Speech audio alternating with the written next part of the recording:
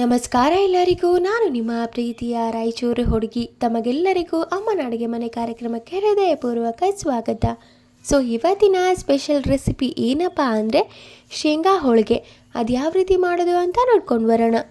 ಮೊದಲಿಗೆ ತಮಗೆಲ್ಲರಿಗೂ ಮಕರ ಸಂಕ್ರಾಂತಿ ಹಬ್ಬದ ಹಾರ್ದಿಕ ಶುಭಾಶಯಗಳು. ಎಲ್ಲರೂ ಎಳ್ಳು ಬೆಲ್ಲ ತಿಂದು ಒಳ್ಳೆ ಮಾತಾಡಿ ಒಳ್ಳೆಯದೇ ಆಗಲಿ ಅಂತ ಕೇಳ್ಕೊತ ಈ ವಿಡಿಯೋನ ಸ್ಟಾರ್ಟ್ ಮಾಡ್ತಾ ಇದ್ದೀನಿ. ಮೊದಲಿಗೆ ಶೇಂಗಾ ಹೋಳಿಗೆನ ಮಾಡಲಿಕ್ಕೆ ನಾವು 3 kg ಶೇಂಗಾ ಕಾಳನ್ನು ತಗೊತಾ ಇದ್ದೀವಿ. ಈ ಶೇಂಗಾ ಕಾಳನ್ನು ತುಂಬ ಚೆನ್ನಾಗಿ ಹುರ್ಕೋಬೇಕು. ಅದಾದಮೇಲೆ ಸಿಪ್ಪೆ ತೆಗೆದು ಈ ರೀತಿ ಎತ್ತಿಟ್ಕೋಬೇಕು. ಹಾಗೆ ಮತ್ತೊಂದು ಕಡೆ ಬೆಲ್ಲ ಕೂಡ ತುಂಬ ಚೆನ್ನಾಗಿ ಒಡೆದು ಎತ್ತಿಟ್ಕೊತಾ ಇದ್ದೀವಿ. ಇವಾಗ ನಾವು ಶೇಂಗಾ ಹೋಳಿಗೆ ಮಾಡಲಿಕ್ಕೆ ಸೇರಿನ ಅಳತೆಯಲ್ಲಿ ತಗೊತಾ ಇದ್ದೀವಿ.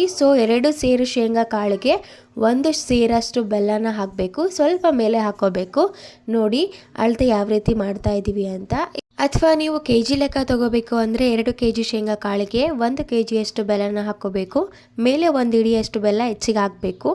ನೋಡಿ ಈ ರೀತಿ ಅಳತೆ ಮಾಡಿಕೊಂಡ್ರೆ ಪರ್ಫೆಕ್ಟಾಗಿ ಹೋಳಿಗೆ ಬರುತ್ತೆ.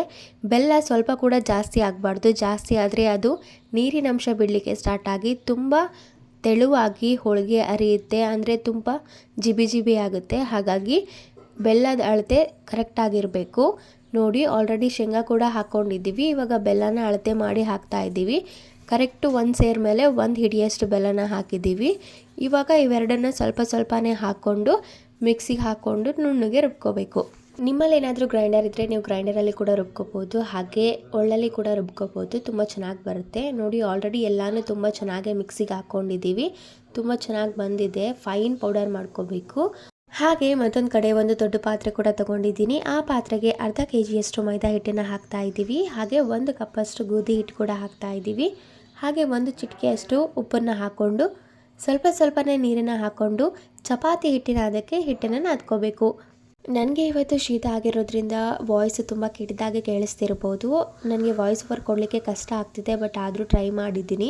ಏನೂ ಅನ್ಕೋಕ್ಕೆ ಹೋಗಬೇಡಿ. ನೋಡಿ ಆಲ್ರೆಡಿ ಹಿಟ್ಟನ್ನೆಲ್ಲ ತುಂಬ ಚೆನ್ನಾಗಿ ನಾದ್ಕೊಂಡಾಗಿದ್ದೆ. ಇದನ್ನು ಒಂದು ಅರ್ಧ ಗಂಟೆ ತುಂಬ ಚೆನ್ನಾಗಿ ನೆನೆಯಲಿಕ್ಕೆ ಬಿಡಬೇಕು.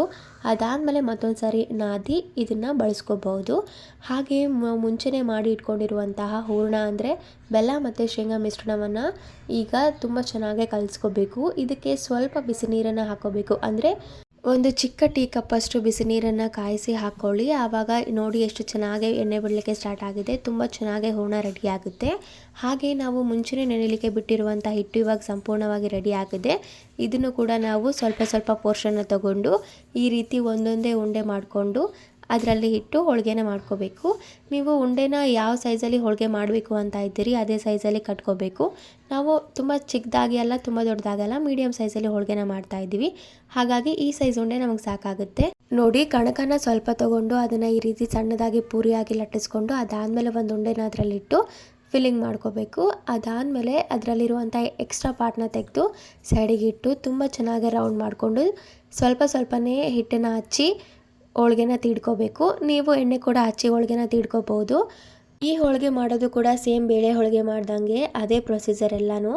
ಸ್ವಲ್ಪ ಹೂರಣ ಚೇಂಜ್ ಆಗುತ್ತೆ ಅಷ್ಟೇ. ಅಲ್ಲಿ ನಾವು ಬೇಳೆ ಹೂರಣ ತೊಗೊತೀವಿ, ಇಲ್ಲಿ ಶೇಂಗಾ ಹೂರಣ ತೊಗೊಂಡಿರ್ತೀವಿ ಅಷ್ಟೇ.